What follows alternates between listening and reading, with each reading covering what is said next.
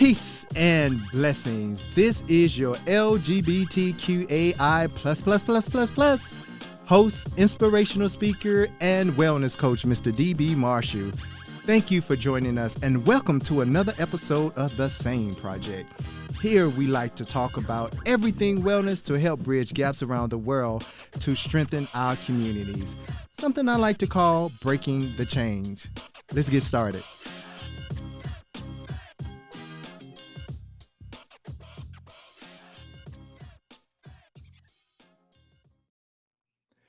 Hey, we are back. Another episode with some beautiful people. And I think all guests are special, but this guest is extremely special. And I know he probably think I'm playing, but I have been looking so for just having this conversation with this individual. So let's welcome Paint. Welcome to our platform. It's so good to have you. Thank you so much for having me. I'm so excited to be here. This is amazing. Thank you. Thank you. What do you have there behind you? I mean, the last time you didn't have that particular graphic, but you never seem to amaze me. So what is going on back there? So I put my tarot cards actually, which is really Okay. funny. It's That's what it the is. Child of Keys and then the Reversed Magician. Oh, Yeah, okay. those are the ones that I pulled today. They fell out of my deck. So I had a picture and I was like, I was going to put my polygender pride flag again. And then I was like, Uh-huh. nah, just do that. That seems fun. Awesome. Awesome. Thank you for sharing that. Why don't you do this? Why don't you tell our audience, our listeners, our viewers a little bit about yourself? So I grew up in Northern Alberta, in a very, very small, mostly indigenous town, moved Mhm. to Edmonton when I was 16. And I have dealt with a lot in my life since coming to Edmonton and Mhm. just being who I am. Um, in a small town, you don't really have good services in terms of disability supports. And so my family was really focused on my brother who had like, they would think it was a more severe disability, right? Mhm. Like I would just say that they are different types of disabilities Mhm. because he was nonverbal. And I went undiagnosed until this year in Mhm. terms of being on the autism spectrum and in terms of having a hypermobility disorder. And my kneecap started dislocating when I was 11.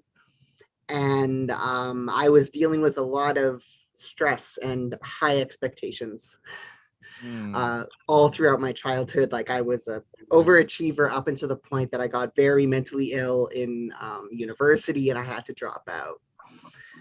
Oh, wow. That's special. It's I'm just glad you're still here with us. Let's say that.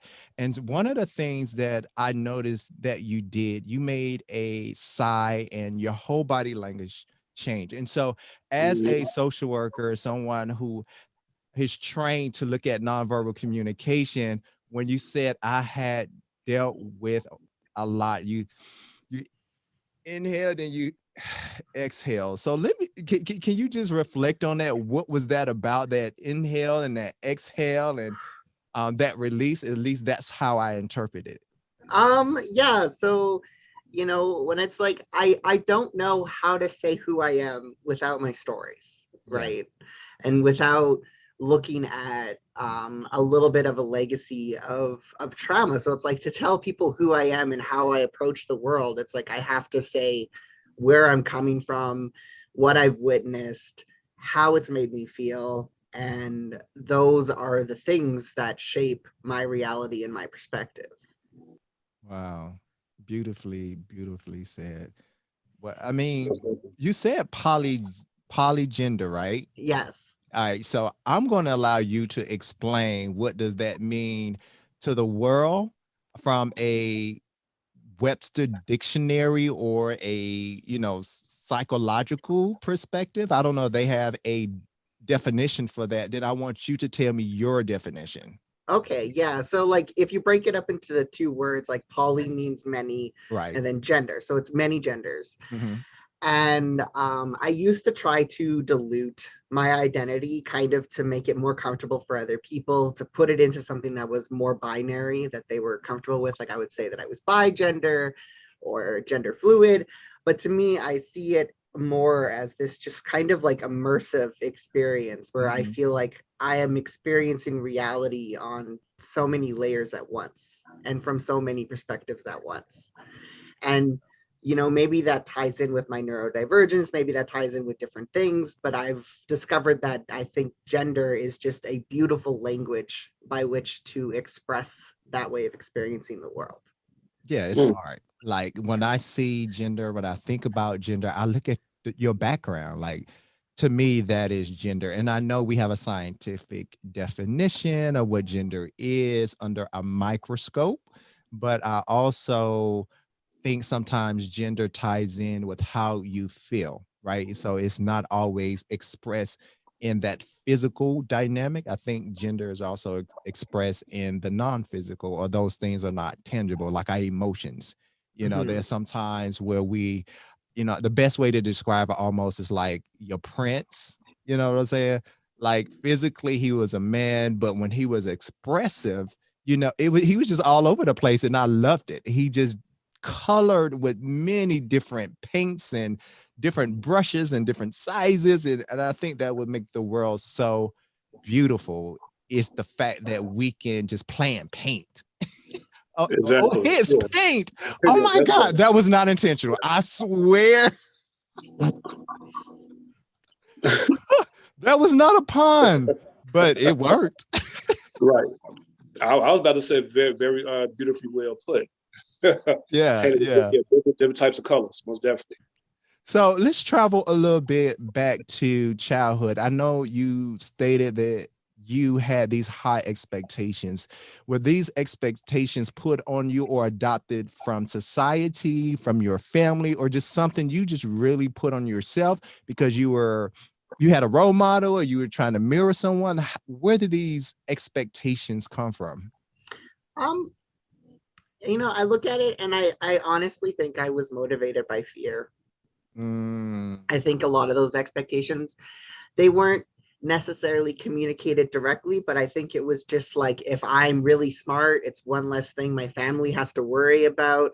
If I'm doing really well in school, I'm not a stress. So I think it was my way of, in a way, kind of being more invisible, like just taking myself out of the equation, being someone you don't have to worry about. Right. And so that's why I think I pushed myself so wow. hard. Let me tell you, I know sometimes, and made reference to this, I don't know if on this platform, but I oftentimes make reference to the self-harm that we cause ourselves. But I'll be honest, I've never, heard anyone say, I establish these high expectations out of fear. But fear is real and it's crippling and it can be debilitating. But there's another side of fear, like you said, right? You put these high expectations and you have to try to achieve something that may not be real or within your scope to achieve within your capacity, because we grow over time, right? And so if we don't grow or mature at a certain time, then we feel that we have failed ourselves and failed those around us. Was that your experience? I'm not sure. I'm not sure. I haven't like I still I feel like I still need to do a lot of work to unpack kind of what was really going on, because um I've done most of my like therapeutic work and therapeutic journey. I've focused on like a lot of my adult Mm, trauma, and I haven't had like access to good counselors who are really disability informed and Mm. understand that side of things for me to really start to unpack um, Mm. what Oh was all wow. happening. well, Mm. unpack, that's a huge word. Unpacking, and you know what, we're not going to even go to that. We're going to come back to that because I just realized I completely forgot about our affirmation and quote. I told you I was really excited about Peyton being here, and am going to say, you know what, he distracted me. No, I teach in my book, do not blame. anywhere from your shortcoming. So let's do this. This is the quote slash affirmation I came up with, and I want you guys to really listen intently so we can discuss how does it resonate with you. As I sit with myself for 15 minutes of uninterrupted time, I give the self the attention I intended to face tomorrow. Pate, I'll let you go first. That's powerful. Thank you. I like that because it's preparing you for the future, and Mhm. it's like all those things you want to avoid, that you want to put off. You're saying, I'm giving all of my attention to that right now in this moment, and Mm, I'm not just putting it off till tomorrow. So I think that can be really powerful, and it really has like a forward momentum to it. mm. Mm. Awesome. Thank you. Drake? Okay, so what I was saying was, I feel as though, since you put it in that the affirmation perspective, I feel as though it's saying that I'm gonna give myself this amount of time right now to focus and center on this particular predicament right now, so I can clean it out and pay attention to it and just unload it from me, because this needs to be dealt with now, so it won't mess with me in this particular moment. Good, good. Yeah. When I thought about when I came up with that, I really just thought about how much time, I shouldn't say how much. Yeah, how much time we give to others and don't necessarily give ourselves. With technology and so much kind of going on, we just seem to just give people bits and pieces of us, even a TV, right? We give superstars and celebrities some of our time, and we don't even take the time to nurture our soul space. And so when you're able to designate that particular time, you give yourself an opportunity to reconnect with yourself and also to pour into yourself, refuel, and grow, and perhaps learn something. Sometimes being still and at peace and sitting in silence, you hear and feel things that you need to hear and feel to elevate you to the next level.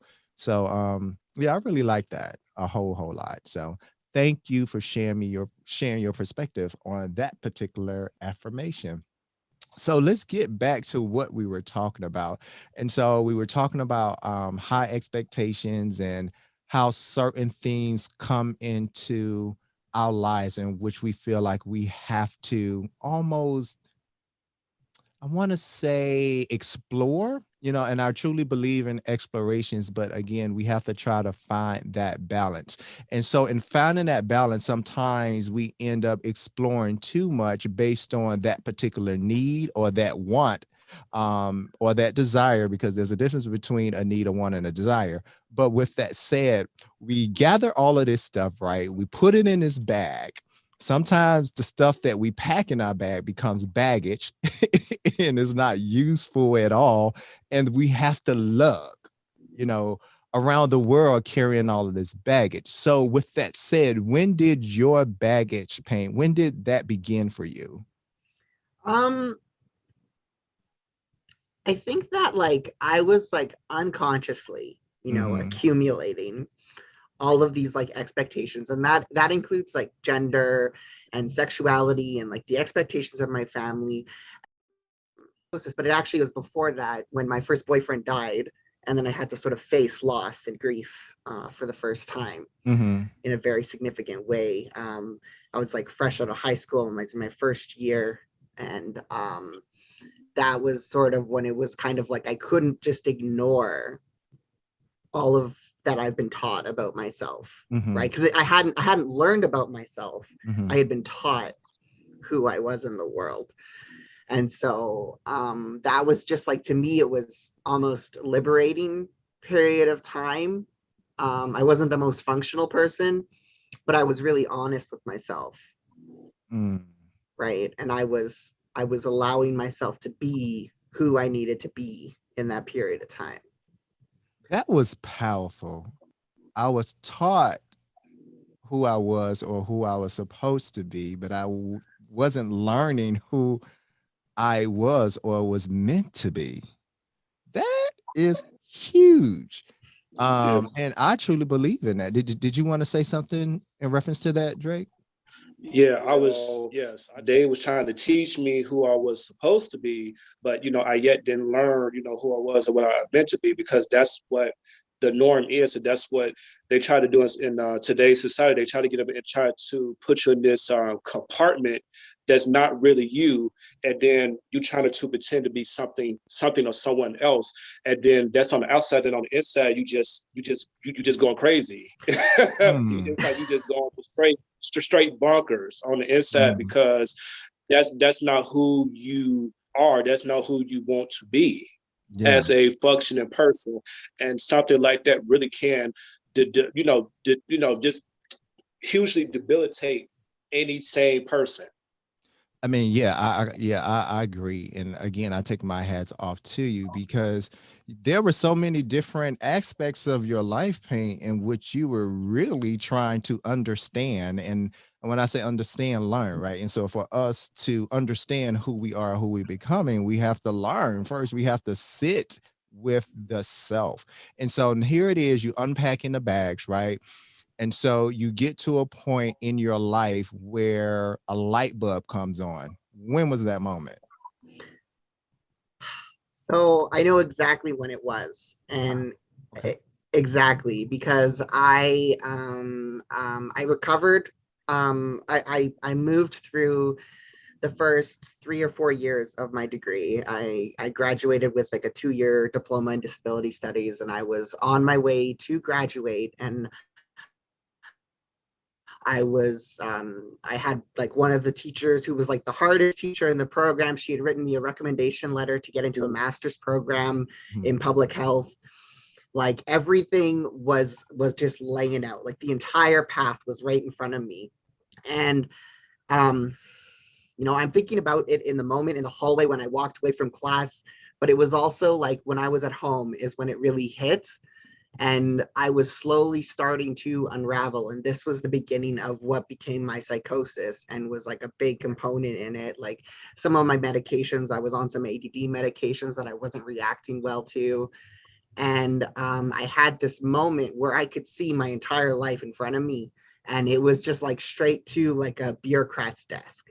Like I was just going to be sitting behind a desk, writing policy, and that wasn't going to fix anything, and that wasn't going to solve anything, because the whole reason why I wanted to do this was because I wanted to try to improve the situations that I experienced for disabled Right. people, for my family, like not even thinking about myself, but understanding that I was a disabled person at this time, despite having a disability, despite Mhm. having kneecap dislocations, like not even fully comprehending that I in this context am a disabled person. um, I just had this moment, and I achieved this kind of perfection. I felt Mhm. like where, like I'd reached my goal weight, and I was wearing like a really nice outfit that day. I remember everything I was wearing, and I was like, wow, I'm like the perfect woman. I'm going to have the perfect job. I've got my perfect life. Everything is there. And it just was empty, Wow. Empty. Just like that. just empty. That is a very difficult place to be in when we say empty, because oftentimes empty relates to helplessness, hopelessness, chaos, confusion, lost. So, some of those adjectives resonate with you? It was just kind of like, it was like falling off a cliff, Okay. like my mind. And like you were saying before, D, that it's just like, it would make you go crazy if you had all of these expectations bottled up inside of you. It was like all of a sudden nothing made sense, because it's like everything that I had been building towards, Yeah. I had reached that focal point of, oh, I can achieve all those things now. And it was like, this, I've done all of this for nothing. None of this makes any sense to me. None of this matches who I am. None of this is what I want. Yeah. Yeah. Wow. That's deep. That is real deep. And so the light bulb came on. Before we even talk about, some of the things that you experienced, let's talk a little bit about the psychosis. So what do you mind sharing some of the diagnosis and roughly about what age did you Yeah, so that would have been acquire the around labels? Hmm. 21 or 22. Okay. All right. Probably because it was 2012. It was December 2012. Mm. that all of that unraveled. So I would have been 22. Mhm. And and I thought that I was in like a dream world, um and that the world wasn't real. Mm.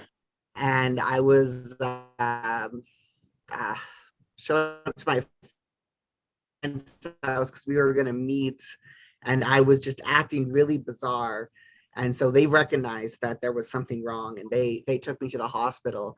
But then they had to leave because my friend's girlfriend who was with them, her father or her someone was dying in her family, and so she had to go to a different hospital. So they had to leave me in the ER, and they were assured by doctors that I would be taken in that night, that I would be observed overnight, and that Mhm. I was, safe. Mm. And after they left, the doctors talked to me, and I'm in a manic psychotic state. So I can't say I still need to be here. They're just like, oh, you seem fine. You should Mm. go. Mm. And Mm. Oh. and they released me in the middle of winter to Mm. wander the streets. Um, Okay. Aimlessly. Mm. and I Full ended up time. waving down an ambulance by an LRT station. And they thought I was trying to kill myself because I was by a train station. But what had really happened was I was crossing these tracks, and I realized as I crossed these tracks that I could see a pillar, Yeah. and as I leaned forward I could see a train coming, but as I leaned back there was no train. And so I Mm. realized in that moment that I had no idea what was real, Exactly. Oh wow. Wow. Mm. Mm. Mm. and I was so scared because I was scared that Mm. if I moved from this spot I would accidentally step in front of a train. Right. Right. Mm. 'Cause that was, that's what that was your perception at that particular time. So, what was Mhm. the diagnosis? I mean, what did they So the clinically so the diagnose you? first doctor was just like, they didn't know at first. They were just like stress on the brain, Okay. right? And then the second, eventually I was transferred to my doctor who had been treating my ADHD, and he diagnosed me as bipolar. Okay. Yeah. Bipolar 1 or 2? So technically one, because as soon as you have a manic psychotic episode, that's one. It doesn't matter if you have one Okay. psychotic episode or a dozen. One Mhm. psychotic episode counts you in the bipolar 1 category. Bipolar 1. Mm. Okay. All right. And so, since the diagnosis, they were able to treat it, or what, at least implement some type of treatment. Did you feel like the treatment was, did it help? Did it stabilize moods? Well, my boyfriend at the time was not a very helpful person. And so he was very anti medication. And he thought that the meds I were taking were interacting against each other. And I was having a hard time trusting the doctors and Mm. working with them. And so I was pretty frustrated. And I decided to switch medications. Mhm. And eventually weaned myself off completely because I felt like they were making me more crazy. Mhm. And I needed some kind of clarity. There was something going on that I did need to go off for a little while. Um, I didn't really have support or trusting relationship to do that with my doctor. I just kind of disappeared. Mm. Okay. But shortly after I went off, once I had kind of cleared out the system a little bit, and I could sort of think clearly for myself in that way. And I'm on medication now, like just to reiterate, like just because I went off for a period of time, but I eventually Mhm. ended up back on medication, and I'm happy with that decision.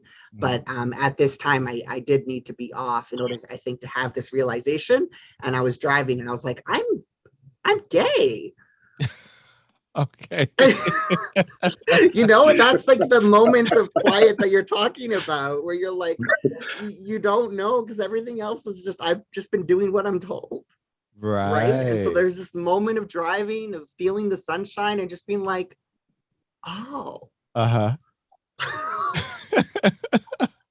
Like, yeah, that's what it is. Like, I'm gay.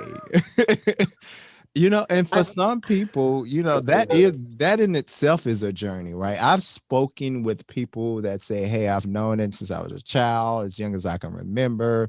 I've spoken with others. It's just not been a process. They didn't find out or didn't realize it until they were married or in high school or middle school. So, you know, what helped you come to that realization? I mean, because by that time you were in your 20s, right?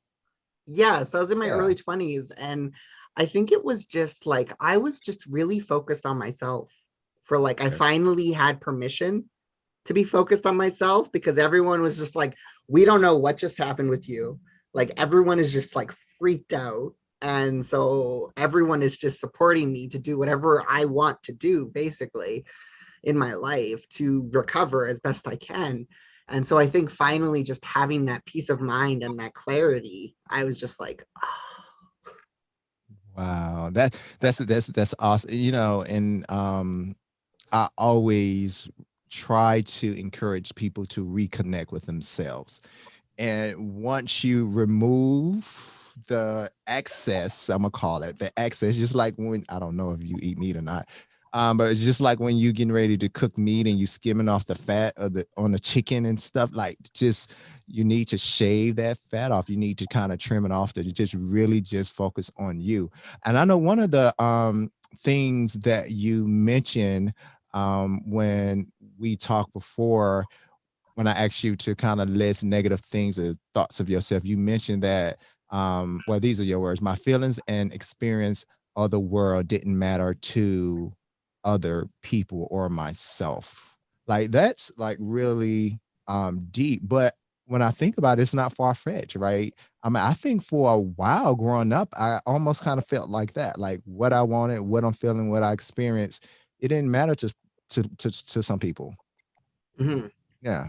Yeah, no, it was incredibly lonely. And I realized this. I look at my life when, especially when I was young and when I was a teenager, like when I was a teenager, I was suicidal. I was very lonely. I didn't have words for what I was feeling. There was no gay people in a small town. There was no like it there. I know now that there were, as an adult. I know I know who they are. But like, Exactly. at the time, it's like they don't exist. It doesn't exist. It's not a real thing. That's true. Like they all around. They all around. They don't always express it like the traditional stereotype that we may see, but yeah, they're all around us, and I think the world is starting to realize that they're all around us, and so I can only imagine. Are you the only child, by the way? No, no, I have three other siblings. I was a Okay, middle child. you're the middle child. Oh, that's even, according to human behavior, the middle child always kind of go through more Yeah. than the oldest and the youngest. But being in a family with siblings and still feeling lonely, that speaks volumes because you have people around you. Yeah, yeah. I just did not know how to connect, and when I did try, it was often very um, socially awkward, or I would say the wrong thing if there was like a problem. Like I could never be like the support that I wanted to be to my younger sister. She always wanted mom because I always said the wrong thing. And like we have a great relationship now, and I love my sister and she loves Uh-huh. me. But like at the time, like when we were both little kids, like I wasn't able to be a support to her, and I really wanted to, and that hurt. I wanted to be that person. Um, so, will you identify that your family was close or? My family is very complicated. Whoa. Complicated. Wow. Yes, That yes, that that in itself complicates your situations like time five. yes. Well, it's a Yeah. very religious family, so there was very Mm, high Mm, expectations from religion mm, as well, on top of everything yeah. else, right?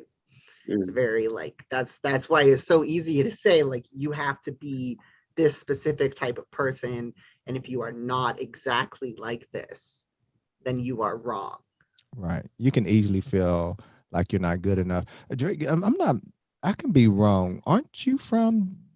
You know. a religious family? Your dad a minister or something like that? For some reason, I don't know. Uh, no, what's the name? No, I don't have Okay. religion. Really wasn't picked up too much in my family. My grandmother did have a period where she was trying to be a Jehovah's Witness, but that Okay. didn't last long. So it's yeah, as far as religion always been like a either really did picked up or great grandmother really wasn't doing like the church thing. Well, not take that back. They said she was, but as far as my grandmother going down to her children and my mother, her children, we really didn't tackle church and religion in the house. So, Okay. but I do pick up what Paint was saying, and especially being in a being a religious family, and then being in a small town where I'm quite sure like everybody pretty much knows each other. Like, yeah, you sometimes you have to like play a role. If not, then like those like instances of like gossip could pretty much get around. And if I think Yeah.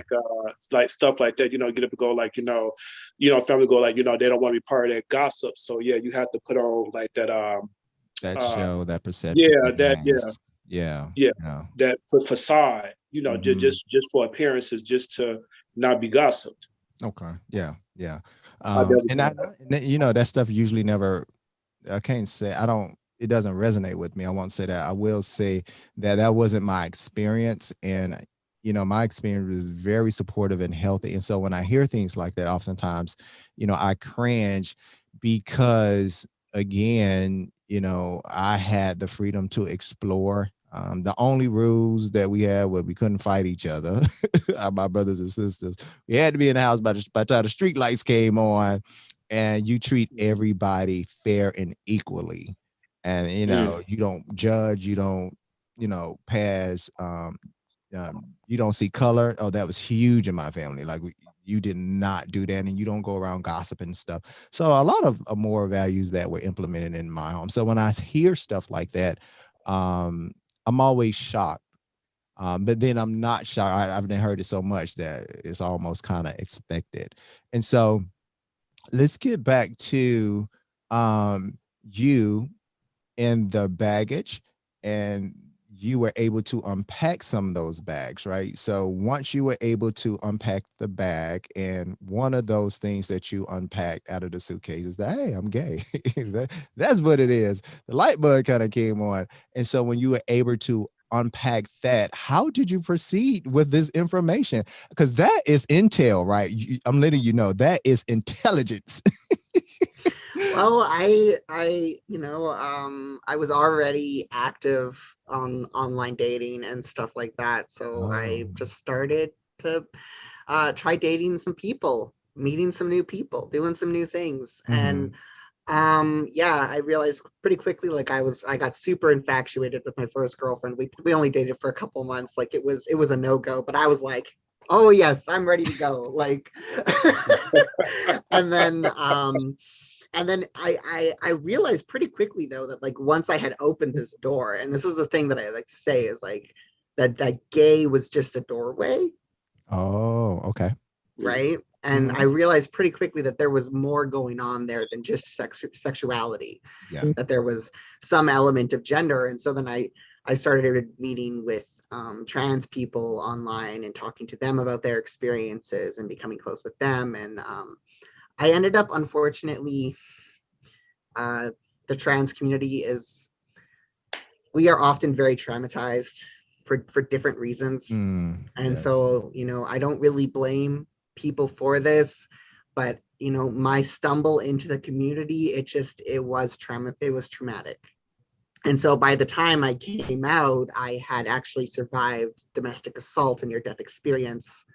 And that was when I came out, was after that, right? Like I had started this process, but then it was like after my abuse and my trauma that I was finally able to say, this is who I am. Well, I'm so sorry that that was, some of your introduction. And believe it or not, that happened in the LGBT community, or the same gender loving, depending on how you want to term whatever it is that your community is, and whatever it represents for you. Unfortunately, that happens, right? Because we are dealing with trauma, not only just in those communities. It happened in the church communities too. I always tell Mhm. people they all toe up in the church, and that's why Mhm. they're there. right? Because they toe up from the flow up, and they're trying to work through those things and seeking to God and their spiritual, you know, identified individual or thing or spirit, whatever it is that you call it, for those who are listening, to help them and guide them through this hurtful process so they can be a servant or of service to you. So I do apologize about that. So let me ask you this. So you're identified with polygender, and then you mentioned trans.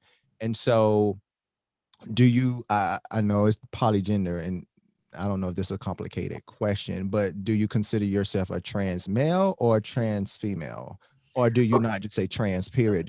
Yeah. well, I would say transgender, right? Because Okay. I am transitioning away from the gender I was assigned at birth. Okay. Um, I was assigned female, so like I wouldn't be a trans woman. Okay. Um, but male is also not quite a fit because who I am exists in layers. And so I see myself as still having some elements that are very womanly and woman-like. And so people see that, and then they want to sort of negate the elements that are more masculine. And I've sort of had to Hmm. fight to have those things more prevalent in my life. But I also don't believe that I should have to fit any particular mold or definition Yeah. for the totality of me to be seen and respected, and that I can communicate who I am. And I've been working on that. I've been on testosterone for 2 years. So to me, I am exploring my transition my way. Is that, and I love that. I love that you're taking the path and you customizing what that looks like for you, right? And so Yeah. it doesn't happen overnight. I think anything that we transition into from one thing to the next, when I transitioned into a more healthy lifestyle, that took a journey. It did not happen overnight.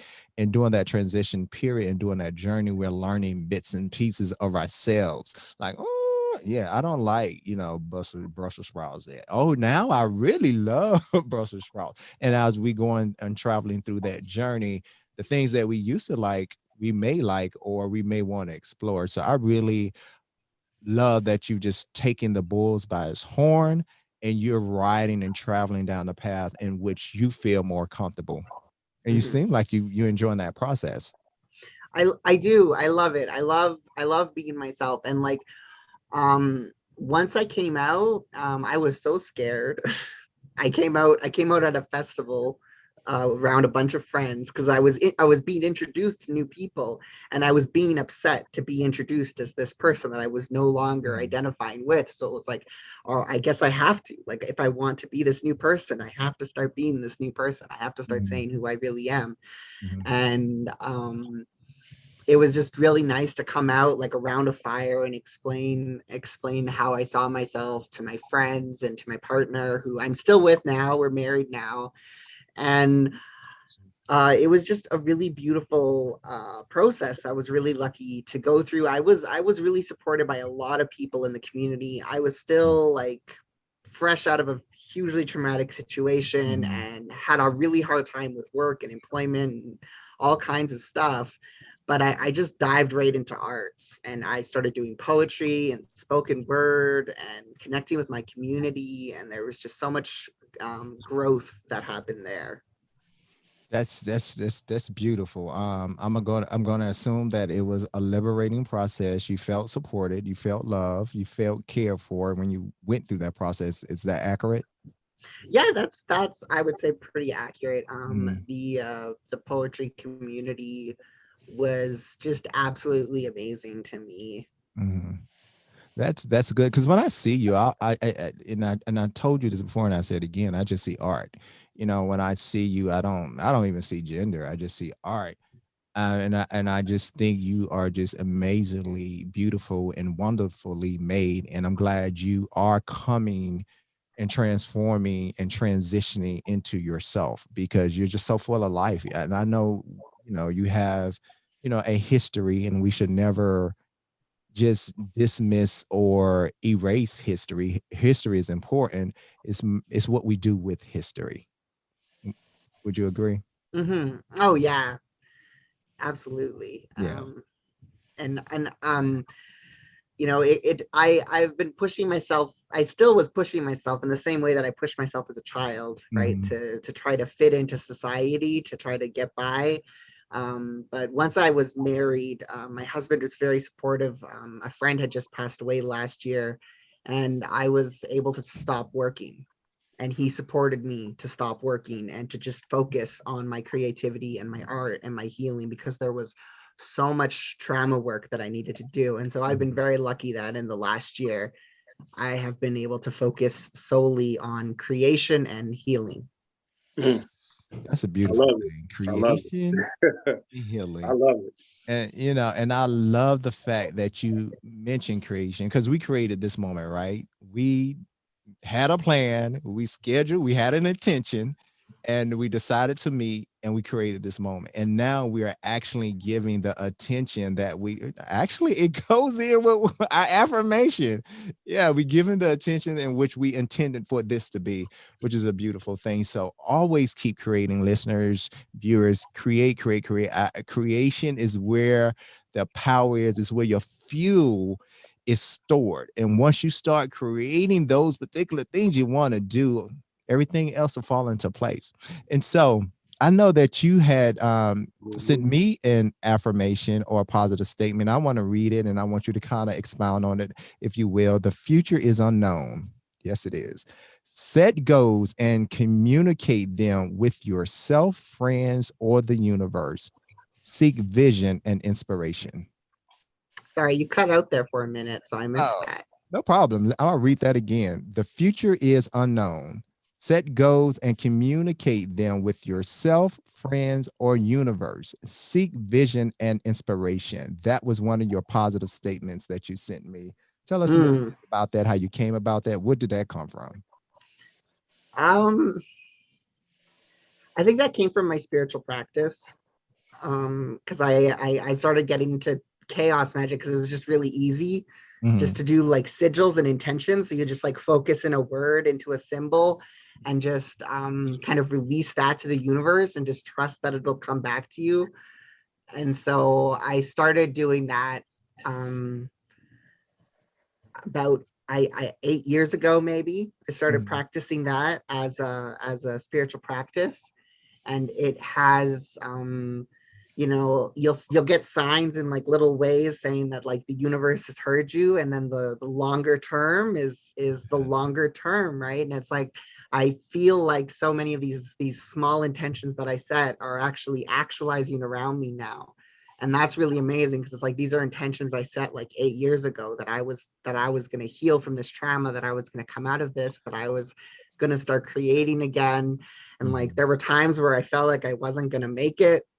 And I just was like, no, I refuse to accept this. I refuse to let the trauma win. I refuse to let society win. I am going to just keep on persevering. Amazing. Look at that. Drake, did you have yeah. Oh yeah, that's Okay. pretty Yeah, much it. Like, yeah, like one of the things is you have to be trusting in the process and open exactly, to unexpected results, because sometimes things will take a form that you didn't quite anticipate, because you might think that you need this one specific thing in order to get happiness, but exactly. if you get to the intention and the root of what you really want, that Hmm. what you receive is something that is much broader and fulfilling. Exactly, You know what? exactly. That's just awesome. And yeah, because it's one of the things that I live by is the fact that I moved away from, again, there's a difference between needs, desires, and wants. I don't really put a whole lot of focus on the wants anymore, because what you want is not necessarily what you need. Exactly. And so what you want doesn't bring forth happiness. And so I tell my friends, they'd be like, oh, I need a man or a girl with these traits. And I'm like, be careful what you ask for, because that will lead you down a path that is going to create some unhappy times. And so Exactly. it goes back to what you were saying, Paint, when you mentioned the when you was mentioning the roots. And so I know one of the things that you mentioned was some of the I want to say you worded as relaxing the roots of your trauma, informing my ability to stay grounded. And so what are some of the actionable tools or actionable steps that you have put forth in your life to make sure that you stay rooted and grounded, not in trauma, but in positivity? Um, I think a lot of it has to do with my environment, like especially when I was going through like those really rough periods, like I had affirmations everywhere. And like, you could buy affirmation cards or you can write on a piece of paper an affirmation of like, this is what I want. So like I literally had a wall in a staircase in one of my homes that I was living in that was just pieces of paper that had Sharpie written of all these different words that were just like key things. So like I was just constantly bombarding my mind with like reminders of who I am. And this is one of the things that I learned in my psychosis, I think, was because my focus became so small and so insular that my world folded in on itself. Mhm. And it was like my sister came to visit me and I told her I was hungry and then she left, right, to go Mhm. get me food. But while she left, I forgot that she had come to visit me and asked that I was hungry and left to get me food. And I was just like struggling and felt like I was hungry and Mm. didn't know that food was coming because she stopped existing when she walked out that door. Wow. Right. And so when she came back, I was just so overjoyed Great. to see her. And I was like, oh my God, you came back. You have food. What? For me, like I realize it's like if it's like that object permanence, it's like if I'm not reminded of Mhm. my own significance, if I'm not reminded with my own affirmations. Mhm. And so it's like everything I do with my body, that's an affirmation. I am affirming myself. It's like everything I do with my art, everything I do with my environment, I am affirming myself. I am creating space where I am affirmed. Create your soul space. I'm telling y'all, there is well, there are power in words, of course, but of course we give words power, right? And so you have to affirm the words within yourself because that's the power that you are instilling in yourself. And another thing that I really enjoy that you mentioned to me is if the picture is too much, if it's too much, because sometimes it is, right? If your world, your picture is too much, just think about the next step. That's it. And I think it ties into what you were saying as far as, you narrowing that focus. So tell us a little bit about that and how did you come up with that? Um, well, I think that's part to do with like my executive functioning because my brain does not like to break down tasks in the same way that like a neurotypical mind would. And Mm, that's something that's been like assessed. Like I don't have the same type of functioning in terms of how my brain processes information. And so like I do just shut down and I experience that shutdown. And so like I've had to learn to recognize more when that is happening, mhm. right? To be conscious of it. That's like the first step is to be conscious that it's a thing that happens Yeah. and to notice when it happens. And then realizing that, yeah, you just focus on the next step. And honestly, I think that's just something that people have told me a lot Mhm. and that I've just integrated because it's really good advice. Yeah, it really is because there's some things that we come into that it does feel like it's overwhelming, and if we're able to kind of narrow some things down and list them and just look at one particular thing, what I'm going to do next with, what's online, or item A or item B, work that through, then go to the next item. I think that is a healthy way to proceed with just life in general, or you will feel, oppressed or depressed. So yeah, I think that's a good thing that people should implement.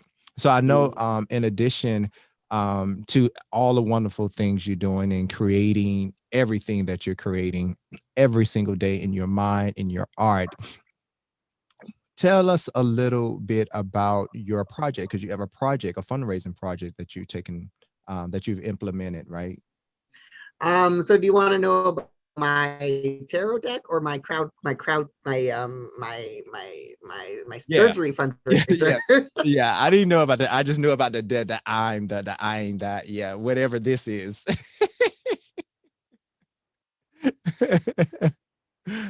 Support you in that dynamic. I think we would To love get to. I will be able to get like a bottom surgery eventually. I just want to get a clitoral release. That's a simple one. There's more, it's complicated, but I'll still have a vagina basically. And I'll Mm. have like a little bit more affirmation of the multifacetedness of myself. And that will be covered. That one's the paperwork has been sent off for approval. I've been seeing gender specialists for years. They understand and they respect me. But the top surgery, they're just like, that's too weird because of what I want in particular. Because what I want is I only want a single mastectomy. So I want to keep one of my breasts. And it's like, I still need to have a top surgery. Like that is part of my journey. That is part of like the affirmation that I need to like affirm who I am. But because I want to keep one, because I also want to affirm my past and I also want to hold on to that. And I also like, I feel like I can carry both and I want to carry both and I want to carry all of this. I want to carry all of this wholeness of me.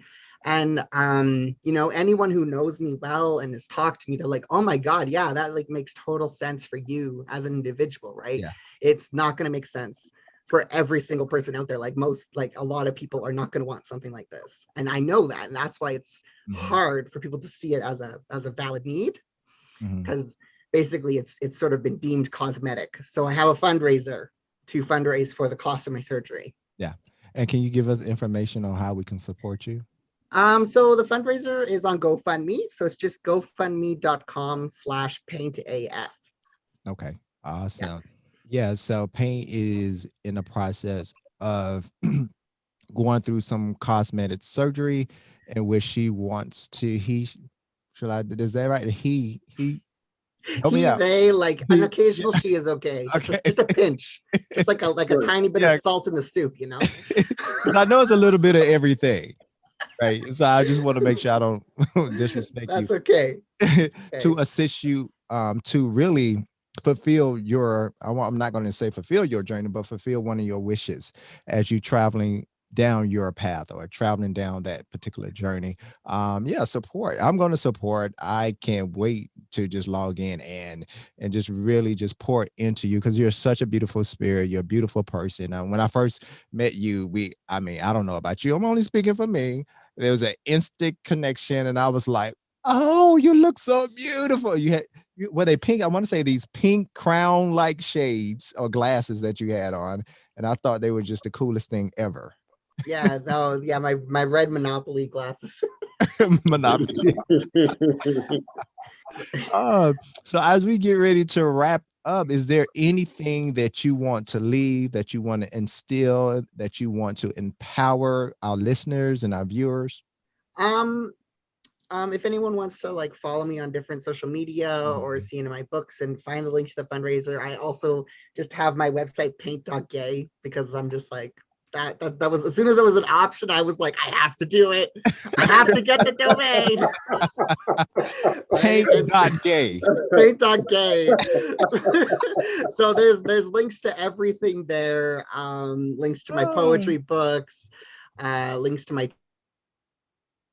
links to my Instagram, my art. So yeah, that's just sort of the landing page of my existence that I've got online. And so there's lots of ways people can support me. There's a Patreon, there's different things where I'm just sort of sharing my process of healing and you know, figuring out what's next. Awesome. Keep us updated every time you want. Anytime that you have time, you just want to peep in and say, hey, DB, what's kind of going on? Of course, I'm going to follow you and support you.